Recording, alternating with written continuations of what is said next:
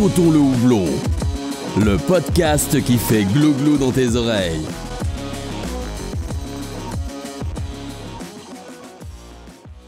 Salut à tous et bienvenue dans cet épisode bonus du podcast Sirotons le houblon. Je me suis rendu récemment au festival Nantes sous pression où j'ai eu l'occasion de rencontrer 2-3 brasseries avec qui j'avais fait des épisodes dans le passé. L'occasion pour moi du coup de faire un petit que sont-ils devenus, de revenir 5 petites minutes avec chaque brasserie sur leur évolution depuis notre épisode précédent. Les brasseries en question sont Noiseless, 90 BPM et La Muette, donc si vous n'avez pas écouté les précédents épisodes avec ces brasseries-là, je vous invite à le faire, comme ça vous aurez toute l'histoire et leur évolution qui arrive. Allez, bonne écoute et à bientôt. Et on se retrouve sur le stand de Noiseless à Nantes sous pression. Noiseless qu'on avait eu en podcast en avril 2022, donc il y a plus d'un an déjà. Et en un an, les choses ont pas mal évolué.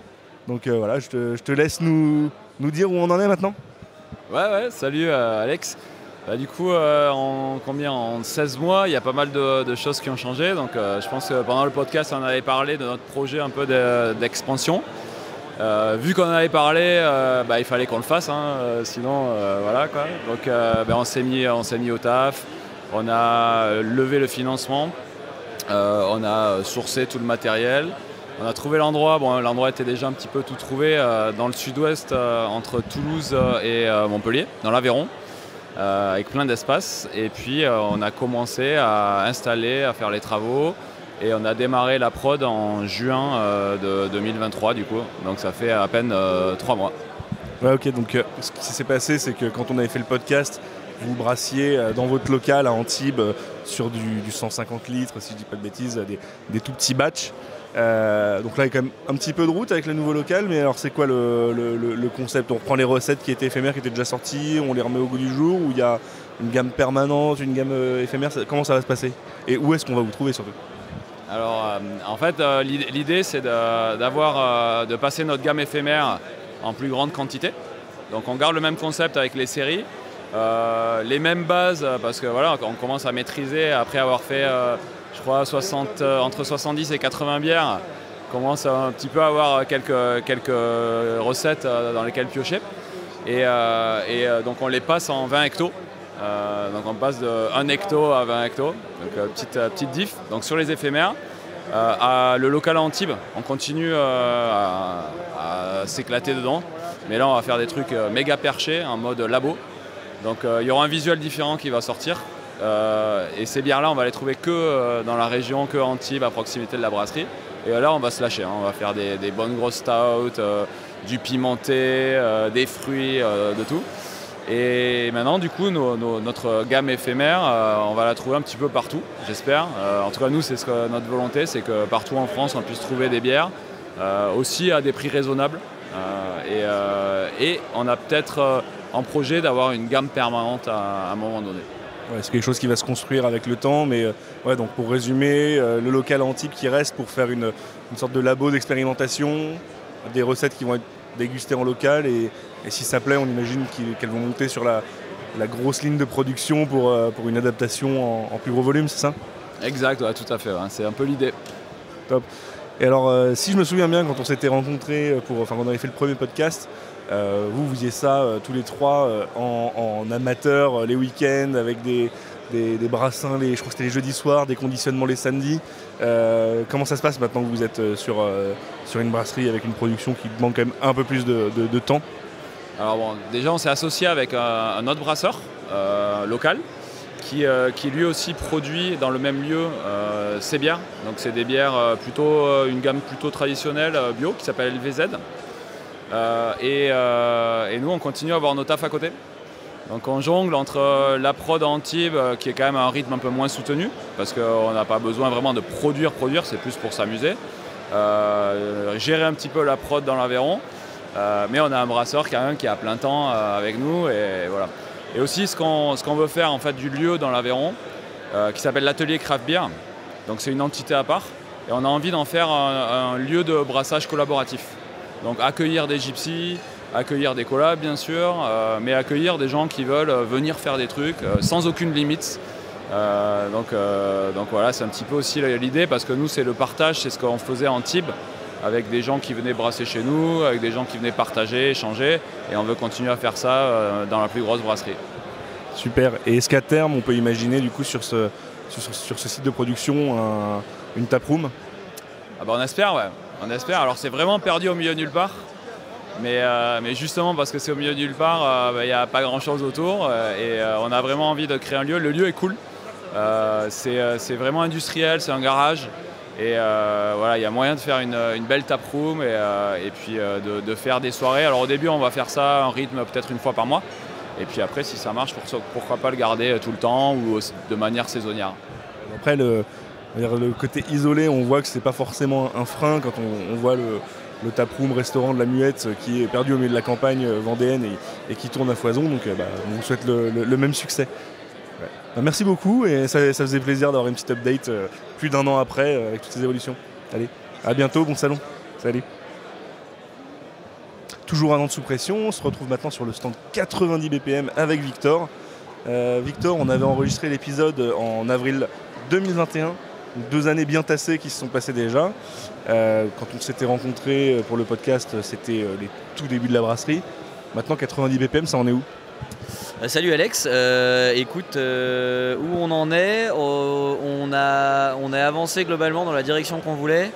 Bien sûr, sur le chemin, il y a eu plein d'obstacles et plein de changements, mais bon, on s'est adapté. Mais voilà, ça fait 1 an là qu'on a notre nouveau matos, donc on est passé sur une salle à brasser de 20 hectos, des fermenteurs de 20, de 30, de 40. Et on boucle une première année complète, donc on est content parce que ça s'est globalement pas mal passé. Donc ouais, par rapport à il y a 2 ans, je pense que le plus gros changement c'est la projection de volume. On fait plus que ce qu'on pensait, ce qui est cool. Et je pense que le truc principal c'est la taproom. C'est vraiment la taproom qu'on a montée du coup sur place se développe plus que ce qu'on pensait. Donc voilà, je dirais que c'est un peu ça. On avait aussi toujours la partie sauvage, wild, dont on parlait déjà de mémoire à l'époque et qui est toujours en cours. On l'a pas sorti l'année dernière parce qu'on considérait que c'était pas encore prêt. On voulait le sortir cette année et on a des choses qui sont prêtes, mais on veut prendre le temps. Donc on verra, probablement fin d'année. Ça c'est peut-être le truc sur lequel voilà, on n'a pas encore livré ce qu'on voulait, mais ça va arriver tranquillement. Alors comme tu disais, il y a eu des petites évolutions, du coup nouvelle salle à brasser, nouveau local et taproom.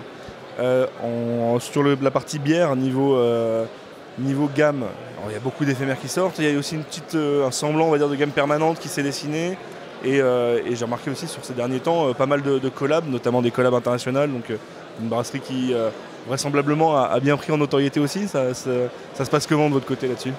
Écoute, effectivement, pour parler des collabs, c'est vrai que cette année, c'était un des objectifs qu'on s'était fixé dès que possible, sortir un petit peu de notre région et de notre pays.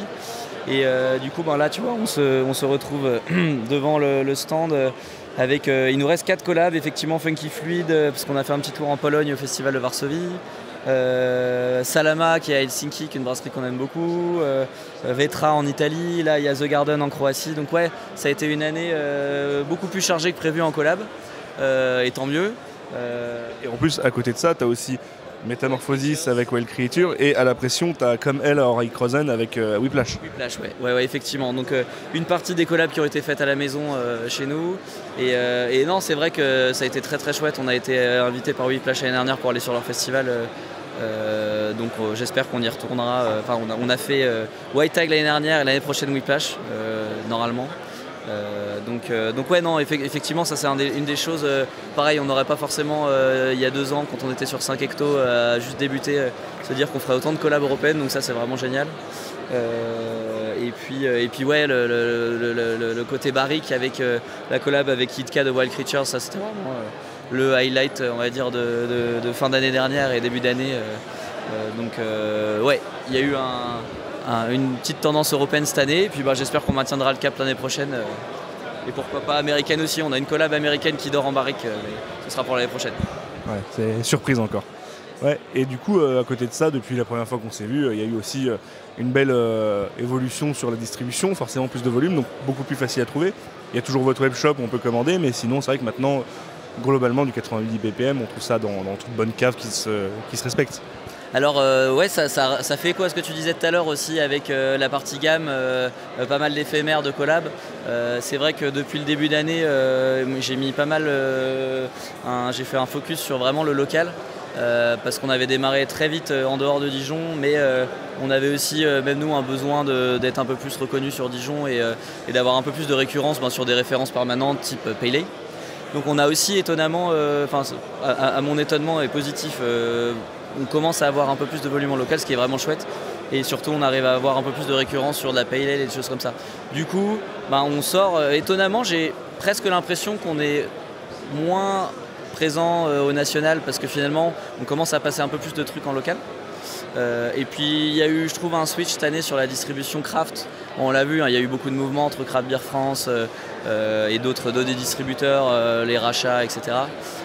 Donc on a aussi eu une volonté de switcher un petit peu plus de volume en local, justement pour faire face aussi à ces fluctuations-là.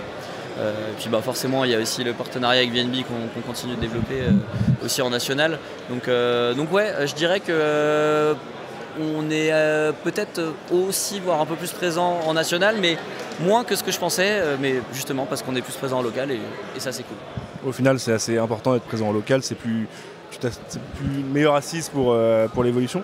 Et juste pour terminer ce petit retour en arrière et surtout cette petite suivi d'évolution, quelle est la référence qui tourne le mieux pour 90 BPM, surtout maintenant que tu es installé en local, et quelle est la référence que tu préfères, celle que tu as le plus de fierté d'avoir brassé ou que tu préfères en goût? Alors la référence qui va tourner le plus, ça se joue entre la potion magique Not Neipa et la Dijon Yakima en Pale Ale. C'est surtout sur du fût d'ailleurs. Cette année, j'ai un gros faible pour la Dark Lager, la Czech Dark Lager qu'on a faite avec The Garden donc en début d'année. Parce que, alors forcément, c'est pas ce qui se vend le plus. Mais ouais, c'est le genre de bière j'aime boire tout le temps parce qu'il y a ce côté crisp, il y a une belle amertume torréfiée. C'était le petit kiff. En plus, c'était une nouvelle recette, donc on savait pas trop comment ça allait sortir. C'est une bonne surprise. Donc, si on avait une à garder cette année, ce serait celle-là, je pense. Et j'avais dit que je terminais là-dessus, mais finalement, j'ai une question qui m'est revenue. Vous faites aussi partie des premières brasseries, si ce n'est la première, je pense, en France, à avoir tenté le créneau de la Hop Water avec Calvin et Hobbes. Ça se passe comment? C'était une volonté de faire ça peut-être plus pour votre taproom, pour votre conso personnel? Comment ça a pris? Alors c'est une super question. Au début c'était plutôt pour nous, parce que moi je buvais déjà pas mal de Hop Water, mais j'avais du mal à en trouver. Il y a Lagunitas qui en faisait une qui je crois est encore distribuée en France, mais ça coûte voilà. Donc on s'est penché sur le sujet, on s'est dit mais pourquoi on la ferait pas nous-mêmes, parce qu'on a le matos. Et c'est vrai qu'on n'en voyait pas en national, donc à ma connaissance, alors peut-être sur des initiatives régionales, je sais qu'il y a quelques brasseries qui en font. Mais on s'est dit vas-y, on fait un test, on le brasse pour nous. Et en fait ça a commencé comme un petit projet, on a commencé à le mettre la taproom en la pression et on a eu des super retours des gens, et donc du coup on s'est dit vas-y, on la passe en canette, on la passe quasiment en permanente dans la gamme. J'ai pas non plus fait un gros focus pour la développer, on va dire commercialement, ça a été plus un complément, pas mal de cavistes qui nous la prenaient en bonus parce que il n'y a pas trop d'offres, on va dire, en sans alcool, sans sucre de ce genre-là. Ouais, clairement c'est parti plutôt d'initiative pour nous, et maintenant j'aimerais vraiment bien pousser ça un peu plus un peu partout en cave, parce que c'est une super alternative, comme aujourd'hui en festival où si tu as envie de boire un petit verre tranquille mais d'être sans alcool, surtout si tu reprends le volant un peu après, c'est cool.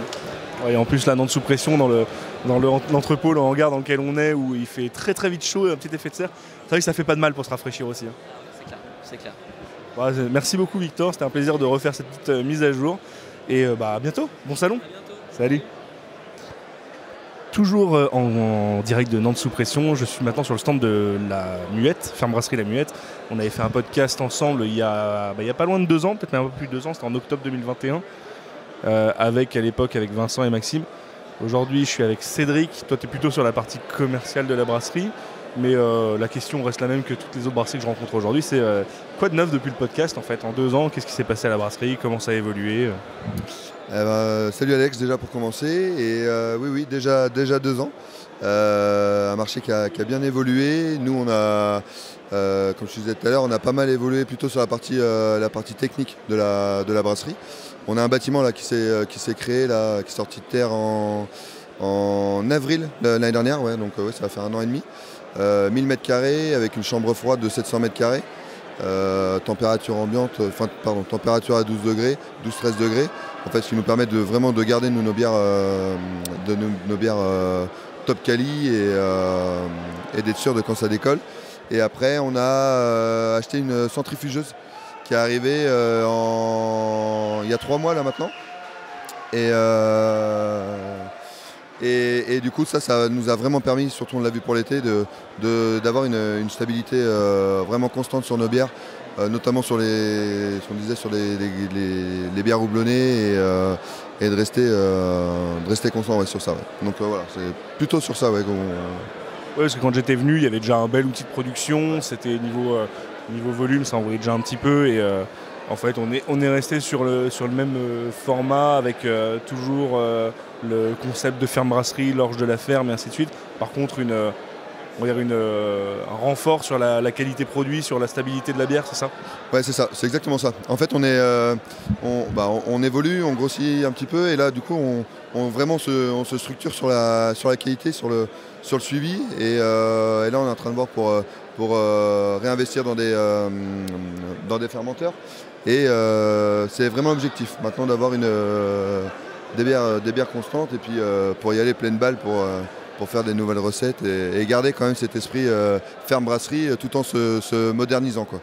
Oui, d'ailleurs ferme brasserie, on va dire un concept qui est peut-être, j'allais dire plus assumé, mais en tout cas il a toujours été assumé, mais plus mis en visibilité maintenant. À chaque fois qu'on vous voit sur les salons, vous venez avec votre petit trailer, vous avez fait une belle vidéo de la brasserie, du fonctionnement, de la ferme. C'est quelque chose qui est important à vos yeux de montrer le concept de ferme brasserie et ce qui vous démarque un peu de la plupart des autres brasseries. Ouais, c'est exactement ça. Et c'est vraiment c'est montrer aussi aux gens, parce que des fois dans l'inconscient collectif, ferme brasserie, les gens vont penser à une vieille ferme, un petit tracteur, 2-3 vaches. Et là, c'est de montrer des styles un peu plus tradis. Voilà, et c'est exactement ça. Et de dire que oui, on fait des styles tradis, mais à côté de ça, on est capable de faire des grosses sours, des gros jus houblonnés, et on a le matos pour le faire et de montrer que c'est moderne, la vidéo. Qu'on a les tracteurs modernes, les moissonneuses, tout ce qui va avec, et d'assumer vraiment ce côté ferme aussi, produit local et tradi et craft. Et à côté de ça, en termes de gamme, ça n'a pas trop bougé sur la gamme permanente. On retrouve toujours les bières sous la marque Mus et des gammes, des permanentes sur la gamme craft, avec notamment la Neipa et ainsi de suite. Par contre, sur la partie éphémère, il y a eu un petit peu de mouvement, des nouveaux, un peu plus de travail sur les visuels et des séries. Notamment là, on a la série des bières métal, avec tous les styles de métal qui arrivent, c'est ça ? C'est ça, exactement. Ouais. On est assez fan de métal à la brasserie, du coup on a fait une gamme 6 bières différentes là, en métal. Et c'est vraiment l'objectif d'essayer de travailler sur ça, de casser cette image un peu traditionnelle de la ferme et vraiment de dire que on sait faire de la craft et on sait faire des visuels aussi qui peuvent claquer dans les rayons, dans les caves. Mais avant tout faire de la bonne bière et des bières qui collent. Ouais. Tu parlais de distribution en bar, cave. On vous trouve où maintenant ? C'est une distribution assez nationale quand même sur ces bières-là ? On commence là. Alors on est très très implanté sur la région, on va dire Grand Ouest. Et là on commence gentiment à nous voir un peu dans le nord, sur la région de Lille, dans l'est, autour de Lyon. Et tout récemment là on a trouvé un partenaire là pour le sud. Donc tout maintenant on essaye vraiment de développer au niveau national et de se faire connaître. Ouais. Ok, super. Merci beaucoup Cédric. Bonne fin de salon et à bientôt. Merci beaucoup Alex. Bon salon à toi aussi. Voilà, j'espère que les petites nouvelles de ces 3 brasseries vous ont fait plaisir. Je vous dis à bientôt pour un prochain épisode complet. Et d'ici là, n'hésitez pas à vous abonner au podcast, à laisser un petit 5 étoiles sur Spotify ou Apple Podcast, un petit commentaire si c'est possible. Ça fait toujours super plaisir pour nous. En plus de ça, ça nous aide pour les référencements. Et si jamais, un petit message sur les réseaux sociaux, Instagram ou quoi que ce soit, si vous avez été content du podcast et vous voulez faire un petit retour, ça fait toujours super chaud au cœur. Allez, à bientôt.